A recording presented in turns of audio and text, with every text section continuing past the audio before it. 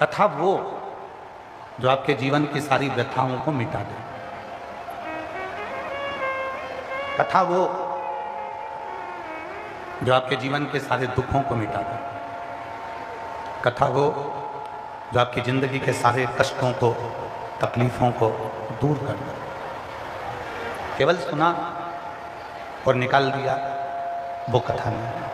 किसके भरोसे आप? संसार वालों के भरोसे होकर रहेंगे तो जिंदगी फिर व्यर्थ हो जाए। परिवार वालों के भरोसे रहेंगे तो एक दिन ये मसान में ले जाकर, शमशान में ले जाकर छोड़ दो।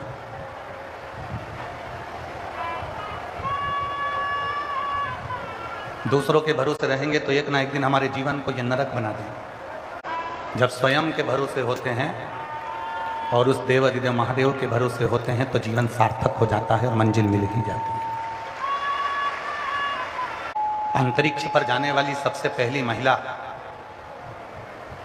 इसी हरियाणा के करनाल की थी, कल्पना चावला। प्रथम महिला ऐसी हुई जिसने अंतरिक्ष तक पहुंचने का प्रयास किया।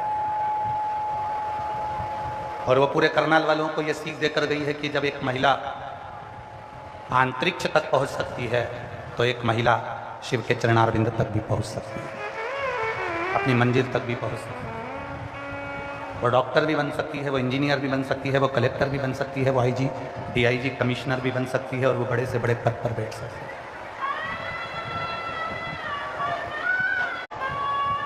हम दूसरे के आश्रित होकर जब तक जिएंगे तब तक हम दुख झेलेंगे, तब तक हमारी जिंदगी में दुख बना रहेगा। और जिस दिन हमने ये सोच लिया कि हम दूसरे के आश्रित नहीं, हम उस परमात्मा के आश्रित हैं और अपने विश्वास पर जी रहे हैं, उस दिन फिर दुख नहीं है, तकलीफ नहीं। दो चीजें होती हैं, एक होता है वरदान, दूसरा होता है आशीर्वाद। एक वरदान है और एक आशीर्वाद, दो चीजें। वरदान किसी को भी मिल सकता है, अच्छा है उसको भी वरदान मिल जाएगा, कोई बुरा है तो उसको भी वरदान मिल जाएगा, कोई पापी है तो उसको भी वरदान मिल जाएगा, कोई असुर है तो उसको भी वरदान मिल जाएगा, कोई राक्षस है उसको भी वरदान मिल जाएगा, कोई भूत प्रेत है उसको भी वरदान मिल जाएगा। पर आशीर्वाद किसी को नहीं मिलता। आशीर्वाद तो जिसने अपने माता पिता के चरणों की सेवा करी और जिसने भगवान शिव पर एक लोटा जल चढ़ाया, उसको आशीर्वाद प्राप्त हुआ है, उसको आशीर्वाद। वरदान पुण्य करने वाले को भी मिल जाता है और वरदान पाप करने वाले को भी मिल जाता है, पर आशीर्वाद नहीं मिलता। क्यों कहते हैं भूखे को भोजन और प्यासे को पानी, जय बाबा बर्फानी? क्यों किया जाता है?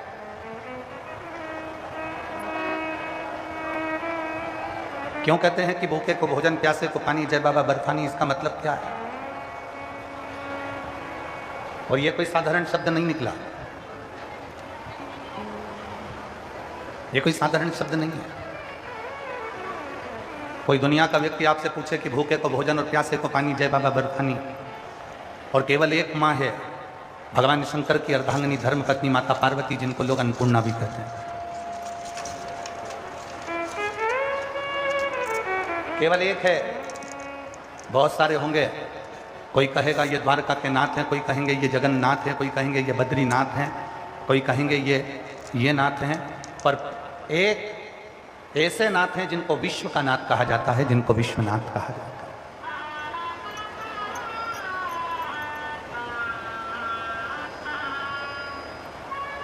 क्यों कहते हैं भूखे को भोजन, प्यासे को पानी, जय बाबा बर्फानी? क्यों व्यासपीठ बार बार कहती है कि जितने शिव भक्त आए शिव महापुराण की कथा में, उनके मुख को झूठा करा।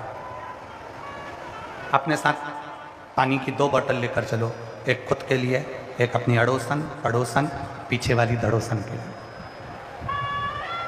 छाता लेकर चलो, बिछाने का आसन लेकर चलो। क्यों कहती है शिवपुराण की जितने शिव भक्त आपके नगर में आए, जितने शिव भक्त आपके कथा श्रवण करने आए, उनको पानी पिला दो, टॉफी खिला दो, बिस्कुट खिला दो, कुछ भी खिलाओ, पर उनका मुख झूठा जरूर करो। ये केवल सीहोर वाले बाबा का बोला हुआ नहीं है, कभी मौका लगे तो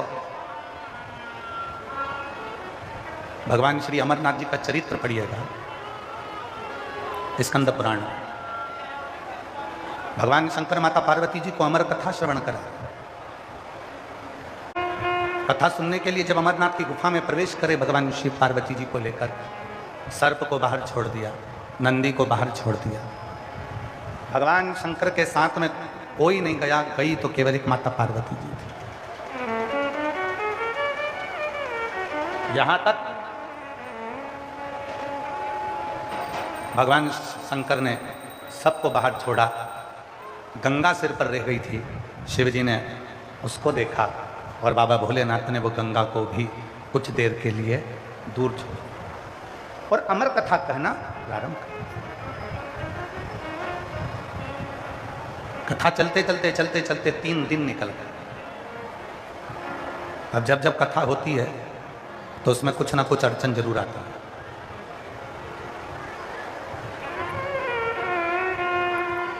कुछ ना कुछ परेशानियां। भगवान शंकर की कथा, श्रीमद् भागवत कथा कराओगे तो कोई तुमको तकलीफ नहीं आएगी, बड़ी प्रेम से कथा हो जाएगी। श्री रामचरितमानस की कथा कराओगे कोई तकलीफ नहीं आएगी, बड़े प्रेम से हो जाएगी। गीता जी कराओगे बड़े प्रेम से हो जाएगी, शांति से हो जाएगी। विष्णु पुराण, नर्मदा पुराण, कूर्म पुराण, नारद पुराण, वराह पुराण, वामन पुराण, ब्रह्म विवर्त पुराण, जितनी पुराण कराओगे बड़ी शांति से हो जाएगी। पर एक कथा,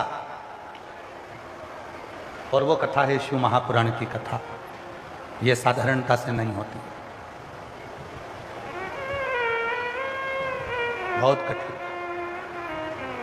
इतनी परीक्षा लेती है, इतनी परीक्षा लेती है, सारे कचरे को साफ कर कर फिर शिव महापुराण की कथा बैठकर जनमानस का कल्याण करती है। ये कोई साधारण नहीं है। 3 दिन हो गए और 3 दिन तक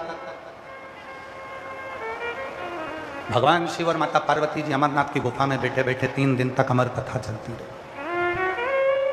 अमर कथा।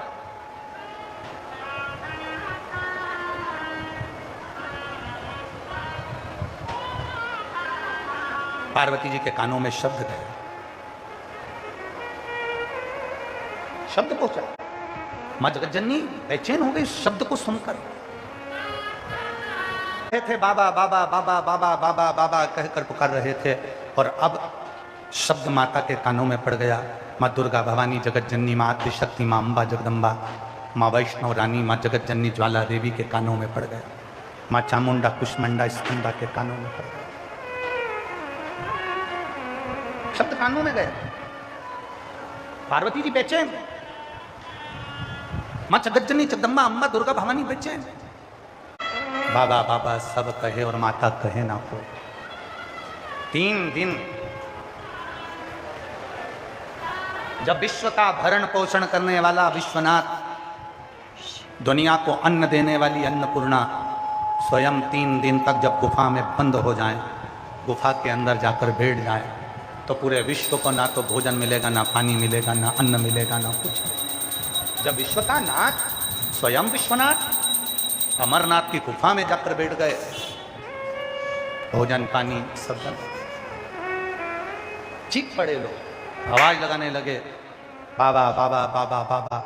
पर बाबा तो कथा कहने में लगे थे, स्मरण नहीं गया।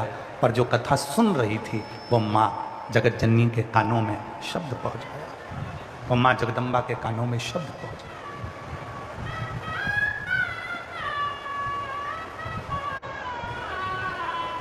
दौड़ पड़ी मां, शिव कथा कर रहे हैं।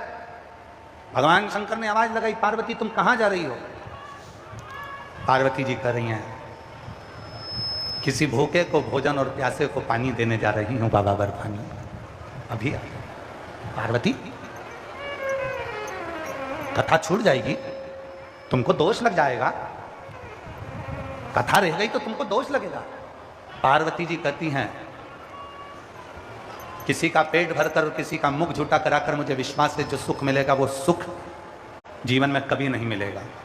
माँ जगज्जननी 3 दिन की अमरनाथ की कथा श्रवण कर कर ओझल होती हैं और सबका पेट भरकर सबका मुख झूठा कराकर फिर कथा सुनने बैठती हैं। तो भगवान शंकर ने कह दिया, पार्वती देवताओं को श्राप लगाए कि इनके घर में संतान नहीं होगी, और यह श्राप किसी और का नहीं, दधीचि ऋषि की धर्मपत्नी सुवार्च का है। मैं गर्भ से हूं और तुमने मेरे पति के प्राण ले लिए। मैं श्राप देती हूं किसी देवता की पत्नी गर्भित नहीं होगी। जरा ध्यान देना कथा पर। अधिक मास के पवित्र अवसर पर, पुरुषोत्तम मास के पवित्र अवसर पर, गरुड़ा की पवित्र भूमि अनाज मंडी में यह कथा प्रारंभ हुई है। हरियाणा के करनाल पार्वती